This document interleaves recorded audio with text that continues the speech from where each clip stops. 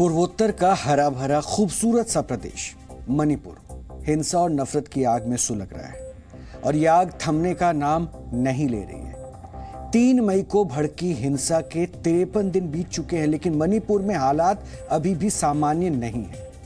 मणिपुर में हिंसाग्रस्त इलाकों में कर्फ्यू लागू है, इंटरनेट बैन है, जगह जगह सेना तैनात है। केंद्र सरकार से लेकर राज्य सरकार शांति बहाली की कोशिशों में जुटी है, लेकिन हिंसा नहीं रुक रही है।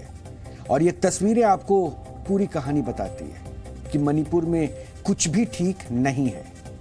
कुकी और मैतेई समुदाय के बीच आरक्षण के मुद्दे पर शुरू हुई ये लड़ाई अब एक ऐसे जातीय संघर्ष में बदल चुकी है जिसमें अब तक 110 से ज्यादा लोगों की जानें जा चुकी हैं। दोनों ही समुदाय के करीब 60,000 लोग बेघर हो चुके हैं और अब राहत शिविरों में वो रहने को मजबूर है। यही नहीं, मणिपुर के ज्यादातर जिलों में कर्फ्यू लागू है और इंटरनेट भी बैन है। सेना और अर्धसैनिक बलों के 40,000 से ज्यादा जवान मणिपुर में तैनात हैं ताकि हिंसा को रोका जा सके। लेकिन मणिपुर में नफरत की जो आग लगी है वो बुझने का नाम ही नहीं ले रही है। मणिपुर जैसे छोटे से राज्य में 40,000 से ज्यादा जवानों की तैनाती बताती है कि वहां स्थिति किस कदर बिगड़ चुकी है। दरअसल मणिपुर में मैतेई और कुकी समुदायों के बीच अविश्वास की खाई इतनी चौड़ी हो चुकी है कि अब शांति बहाली का जिम्मा अकेले सेना नहीं उठा सकती और इसलिए अब केंद्र सरकार ने मणिपुर में सीधे मोर्चा संभाल लिया है। केंद्रीय गृह मंत्री अमित शाह मणिपुर पर एक्शन मोड में और बीते शनिवार जहां उन्होंने मणिपुर के हालात पर एक सर्वदलीय बैठक में हिस्सा लिया, तो वहीं रविवार को उन्होंने मणिपुर के मुख्यमंत्री एन बीरेन सिंह से मुलाकात की और जरूरी दिशा निर्देश दिए। यही नहीं, कल देर रात जब प्रधानमंत्री मोदी अमेरिका और मिस्र के दौरे से दिल्ली लौटे तो गृह मंत्री अमित शाह ने उनसे मुलाकात की और मणिपुर की स्थिति के बारे में भी उनको अवगत कराया। यानी अब फोकस सख्ती के साथ साथ संवाद पर भी है। गृह मंत्री अमित शाह से मुलाकात के बाद जब मणिपुर के मुख्यमंत्री वापस इम्फाल लौटे तो उन्होंने जी मीडिया से विशेष बातचीत की और इस दौरान उन्होंने क्या कुछ कहा वो अब आपको जरूर सुनना चाहिए। आप मुलाकात करके आए दिल्ली गृह मंत्री अमित शाह से, क्या बातचीत हुई? क्योंकि लगातार मणिपुर पर सभी की नजर बनी हुई है और खासकर उस मीटिंग पर नजर बनी हुई थी। देखिए, गृह मंत्री जी का और ऑनरेबल प्राइम मिनिस्टर का और सेंट्रल लीडर जो है अपने सरकार का बीजेपी का, तो मणिपुर को लेके बहुत कंसर्न है। तो इसीलिए गृह मंत्री यहाँ पे 3 दिन ठहरने के बाद चला गया वापस। 3 दिन लगातार यहीं पे थे और union home minister state Nityanand Rai ji थे। तो आज का मीटिंग इतना ही था कि गृह मंत्री जी चाहते हैं कि मणिपुर में जल्दी से जल्दी नॉर्मलसी आए। पर वही सवाल है कि कैसे आएगा? नहीं, इसीलिए हम लोग को बुलाया, इसलिए हम लोग को इंस्ट्रक्शन दिया कि स्टेक होल्डर को मिले, सबको साथ लेके जो मतलब हो रहा है इसको समझा के मेनली फर्स्ट वैली में पीस लाने के लिए हम लोग को दायित्व सौंपा है। अब मतलब पीस लाने के लिए थोड़ा काम शुरू करना है, एज वेल एज पहाड़ के लोग भी बातचीत कर पीस लाने के लिए जो जितना भी स्टेक होल्डर है, सिविल सोसाइटी ऑर्गेनाइजेशन है, वो लोग को मिल के बात करने का चर्चा किया है। हर कम्युनिटी के लोग बातचीत करें। Why not? सर, ये भी सवाल उठाया गया, हमने देखा कि ऑल पार्टी मीट हुई मणिपुर को लेकर और जो अपोजिशन है वो ये कह रहा है कि ऑल पार्टी डेलीगेशन जो है उनको मणिपुर विजिट कराना चाहिए। मुख्यमंत्री आप है, आपके हाथ में कमान है, ये जो उन्होंने मांग की है उसको आप कैसे देखते? नहीं, देखिए, ये चीज गृह मंत्री के लेवल में मीटिंग किया है, हम थोड़ी बोलेंगे। Thank you. और एक आखिर में सवाल सर, तो साफ तौर पर आप देखिए मणिपुर के मुख्यमंत्री, तमाम सवाल हमने उनसे पूछे और वो साफ तौर पर कह रहे हैं कि तमाम जो समुदाय के लोग हैं उनसे मुलाकात करके कहीं ना कहीं हल निकालने की कोशिश की जाए और मणिपुर में शांति बहाल की जाए। इम्फाल से कैमरा पर्सन राजेश के साथ शिवांगी ठाकुर, जी मीडिया।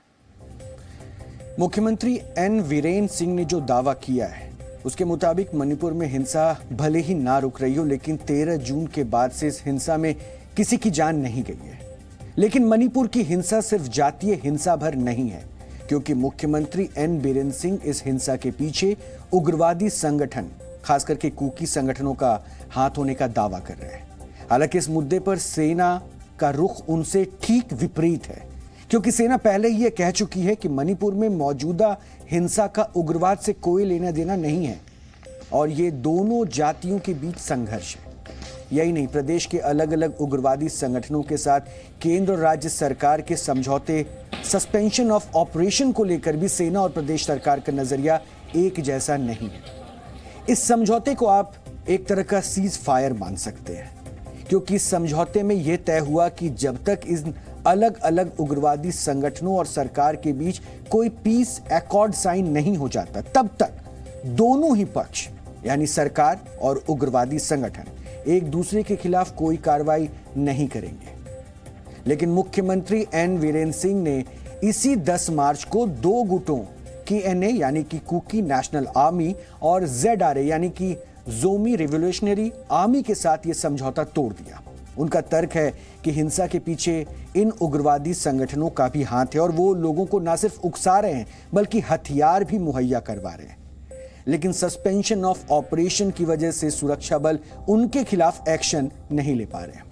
हालांकि यह समझौता सिर्फ राज्य सरकार और उग्रवादी संगठनों के बीच नहीं हुआ था, केंद्र सरकार और सेना भी इसमें शामिल थी और राज्य सरकार भले ही इससे बाहर हो गई हो, लेकिन सेना और केंद्र सरकार अभी तक इस समझौते में बने हुए हैं। शायद ये भी मणिपुर हिंसा का एक बड़ा पेच हो सकता है। यानी खाई सिर्फ मैतई और कुकी समुदाय के बीच ही नहीं है, सुरक्षा बलों पर भी भेदभाव के आरोप लगाए जा रहे हैं।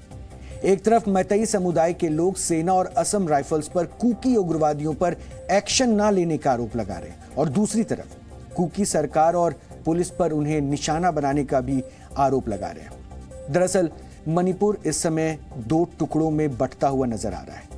एक हिस्सा मैतई लोगों के पास है और दूसरा कुकी समुदाय के पास।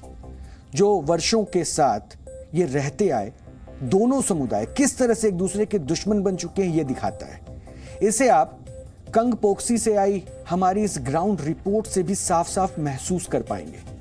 कंगपोक्सी जिले का ये गांव फिलहाल बॉर्डर में तब्दील हो चुका है, जिसमें एक तरफ मैतई बस्ती है और दूसरी तरफ कुकी, और इन दोनों के बीच सेना मौजूद है।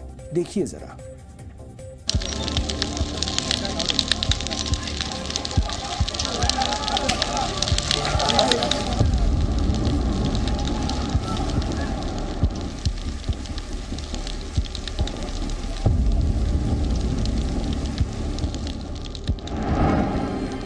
ये ईस्ट इम्फाल का फैलोंग गांव है, जहां उपद्रवियों ने पूरे गांव को शमशान बना दिया। यहां सिर्फ तबाही के निशान बचे हैं। इसी नल से गांव वाले प्यास बुझाते थे। नल में अब भी पानी आ रहा है, लेकिन पानी पीने वाला इस गांव में अब कोई नहीं बचा है। आप देख सकते हैं कि यहाँ पर सरकारी नल से पानी आ रहा है, बाल्टी भी लगा हुआ है, लेकिन ये पानी पीने के लिए या बाल्टी उठाने के लिए एक भी गांव वाले यहाँ पर नहीं है। अचानक से ही ऐसी स्थिति बनी कि लोग यहाँ से अपनी जान बचाकर भाग गए। हम आपको दिखाएंगे कि ये जो पूरा गांव है, ये पूरा गांव जलाकर राख कर दिया गया है।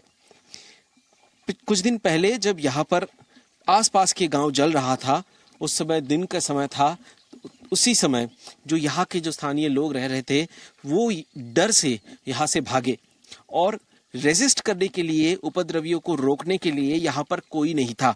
और जो सूत्रों से पता चल रहा है, पुलिस सूत्रों से, कि जो उपद्रवी यहाँ पर आए, आसपास के गांव के साथ साथ ये गांव भी पूरी तरह से जला दिया। फैलोंग गांव में सन्नाटा पसरा हुआ है। इक्का दुक्का लोग ही बचे हैं जिनके चेहरे पर डर को साफ पढ़ा जा सकता है।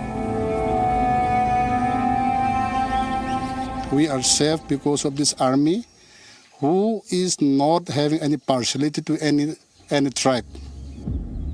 नफरत और हिंसा की यह आग पूरे मणिपुर को जलाकर राख कर देना चाहती है। इराक बाम एरिया के पहाड़ों पर अब भी उपद्रवी बैठे हैं जो फायरिंग कर रहे हैं। सेना ने इस पूरे इलाके को घेर रखा है। मणिपुर में तनाव थमने का नाम नहीं ले रहा है।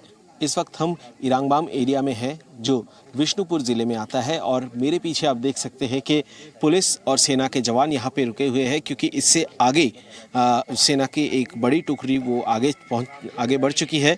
यहाँ पर कुछ देर पहले ही फायरिंग हुई है। जो बताया जा रहा है मिलिटेंट्स ग्रुप जो है वो पहाड़ के ऊपर झाड़ियों के पीछे से यहाँ पर फायरिंग शुरू कर दिया था अब से कुछ देर पहले। अब जैसे ही पता चला तुरंत यहाँ पे फोर्स को मोबिलाइज किया गया और हम आपको दिखाएंगे कि ये यहाँ पर ये अलग अलग जगह पे कॉर्डन किया गया है, ताकि जो दंगाई है या फिर मिलिटेंट्स है वो और किसी जगह पर वो ना जा पाए और उनको तुरंत काबू में कर लिया जाए। ये कंग पोकपी है। एक तरफ सिमोल गांव है जहां कुकी समुदाय के लोग रहते हैं और दूसरी तरफ साना सभी गांव जहां मैताई समुदाय के लोग हैं। दोनों गांव के बीच का रास्ता बॉर्डर में बदल गया है। दोनों गांवों के बीच सेना तैनात है। 24 घंटे सेना के जवान इसी तरह से पेट्रोलिंग कर रहे हैं ताकि शांति बने रहे। इस वक्त हम हैं कांगपोकपी ज़िले में और मेरे पीछे ये है साइमोल गांव और ठीक मेरे इस तरफ यहाँ पर है साना सभी गांव। साइमोल में जहाँ पे कुकी लोग रहते हैं, कुकी कम्युनिटी के लोग रहते हैं, साइमोल और साना सभी में यहाँ पर मैतेई लोग रहते हैं। लेकिन ये दोनों गांव के लोग ही अभी एकदम सुरक्षित है। कहीं पे एक भी घटना नहीं घटी, क्योंकि भारतीय सेना के जवान यहाँ पे गश्त लगा रही है और ये जो इलाका है ये बॉर्डरिंग एरिया है दोनों गांव के बीच। भारतीय सेना के जवान इन दोनों गांव के जो लोग हैं, जो इस गांव के जो घर है उसकी रखवाली कर रहे हैं, ताकि कहीं से भी यहाँ पर तनाव का माहौल पैदा ना हो। मणिपुर शांति चाहता है। इसी मकसद के साथ ये महिलाएं मशाल और कैंडल के साथ रास्ते पर उतरी है। मणिपुर में जल्द से जल्द शांति बहाली के लिए इस वक्त मणिपुर में जो मैती समुदाय के महिलाएं हैं वो पूरे राज्य में सड़क पर इस तरह से मशाल लेकर और मोमबत्ती लेकर वो सड़क पर एक प्रोटेस्ट मार्च कर रहे हैं। इसे सॉलिडारिटी मार्च भी कहा जा रहा है और ये दावा कर रहा है कि जल्द से जल्द यहाँ पे शांति बहाली हो। ये सरकार के पास गुहार लगा रहे हैं, डिमांड रख रहे हैं कि जल्द से जल्द यहाँ का जो सिचुएशन है उसे नियंत्रित किया जाए। अंधेरा घना है, लेकिन मशाल की रोशनी में इन्हें उम्मीद की रोशनी दिखाई दे रही है, ताकि हिंसा और मारकाट खत्म हो। हम लोग जो मणिपुर में शांति चाहिए और जो अब कुकी का जो इशू निकाल दिए और फिर हम लोग शांति के लिए आकर रैली चल रहा है। और फिर भी तो मणिपुर में तो जो शासन नहीं चाहिए। हिंसा की ये आग 100 से ज्यादा लोगों की जान ले चुकी है। 50,000 से ज्यादा लोगों के घरों को छीन चुकी है। कुकी और मैताई समुदाय के लोगों के पास इस हिंसा का समाधान भी है, जिसके लिए दोनों समुदाय को जल्द से जल्द कदम उठाने होंगे।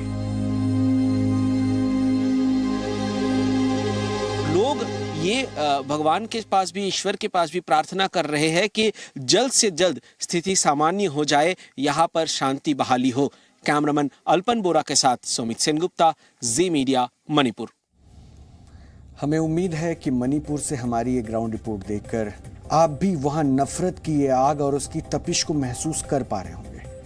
दरअसल मणिपुर के इस मौजूदा हालात की सबसे बड़ी वजह है मैताई और कुकी समुदाय के बीच भरोसे की कमी, विश्वास की कमी। और सरकार के लिए दोनों समुदाय के बीच विश्वास बहाली का काम सबसे बड़ी प्राथमिकता भी है और सबसे बड़ी चुनौती भी, क्योंकि जब तक दोनों समुदाय के लोग एक दूसरे के प्रति नफरत का ये भाव नहीं छोड़ेंगे और संवाद का रास्ता नहीं चुनेंगे, तब तक शांति बहाली मुश्किल है। म्यांमार में मौजूद उग्रवादी संगठन और भारत विरोधी दूसरी ताकतें भी मणिपुर के इस हालात का फायदा उठाकर इस क्षेत्र को एक बार फिर से अस्थिर करने की कोशिश में है। और इसलिए यह जरूरी है कि मणिपुर में सख्ती के साथ संवाद का रास्ता भी तलाशा जाए और बातचीत के लिए एक प्लेटफॉर्म तैयार किया जाए, ताकि दोनों कम्युनिटीज के बीच भरोसा बहाल हो सके। इसके अलावा म्यांमार में होने वाली घुसपैठ और हथियारों की सप्लाई पर भी कड़ी नजर रखने की जरूरत है, ताकि मणिपुर की मुस्कान एक बार फिर से लौटाई जा सके। और इसका इंतजार सिर्फ हमसे या आपसे कहीं ज्यादा उन बच्चों को है जो रिलीफ कैंप में अपना बचपन गुजार रहे हैं या जिनका जन्म ही हिंसा के बीच ऐसे राहत शिविरों में हुआ। और इसलिए इन्हें कॉन्फ्लिक्ट चिल्ड्रन का नाम दिया गया। जी मीडिया की टीम जब राजधानी इम्फाल में मैतेई समुदाय के एक रिलीफ कैंप में पहुंची तो इन बच्चों की मासूम मुस्कानें और उनके मासूम सवालों से भी हमारा सामना हुआ। इन सवालों के जवाब तो शायद फिलहाल किसी के पास भी ना हो, लेकिन शिवांगी ठाकुर की यह रिपोर्ट बताती है कि जिंदगी कितनी भी मुश्किलों में क्यों ना हो, फिर भी मुस्कुरा सकती है।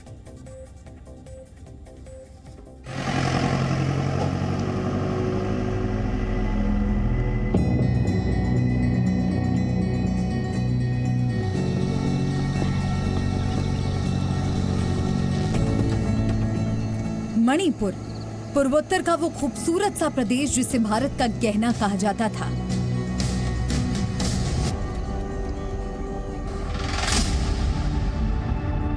लेकिन आज इस गहने को नफरत का ग्रहण लग चुका है। मणिपुर जल रहा है। इस आग में सिर्फ घर, दुकानें या गाड़ियां ही नहीं जली हैं। आपसी भरोसा, सद्भाव और सपने भी जलकर राख हो चुके हैं।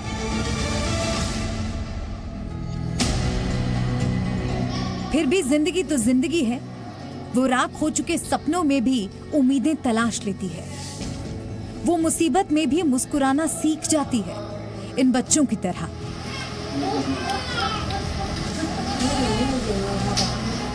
इस वक्त हमारी मौजूदगी मणिपुर के उस इलाके में है जहां पर मणिपुर में हो रही हिंसा की शायद ही इन बच्चों को कोई भनक हो, क्योंकि अभी अभी तो इनका जीवन शुरू हुआ है, अभी अभी तो इन्हें एक नई जिंदगी मिली है। और एक रिलीफ कैंप में इस वक्त हमारी मौजूदगी है।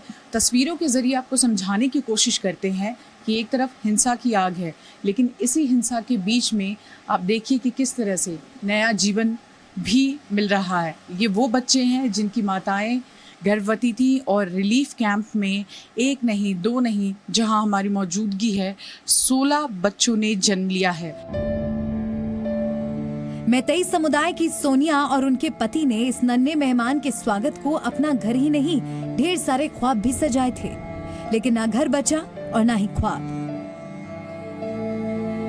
8 महीने की गर्भवती सोनिया किसी तरह जान बचाकर इस रिलीफ कैंप पे पहुंची और यहीं उनके बच्चे का जन्म हुआ। मैंने कभी नहीं सोचा कि ऐसी हालत होगा हमारे देश में। आपका बच्चा सुरक्षित है? अभी तो बहुत सुरक्षित है मैं। इस राहत शिविर में सोनिया जैसी कई महिलाएं हैं जो हिंसा के दौरान इसी कैंप में मां बनी हैं। इस कैंप में बीते कुछ दिनों में 16 नवजात बच्चों का जन्म हुआ है। चंद रोज पहले जन्मे ये बच्चे नहीं जानते कि जिस दुनिया को वो अपनी आंखें घुमाकर हैरानी से देख रहे हैं वहाँ क्या चल रहा है। ये भी नहीं जानते कि वो कुकी हैं या मैतेई, और जानते भी कैसे। ये सब बच्चों की नहीं, बड़ों की बातें जो हैं, लेकिन इसका खामियाजा तो वो भी भुगत ही रहे हैं।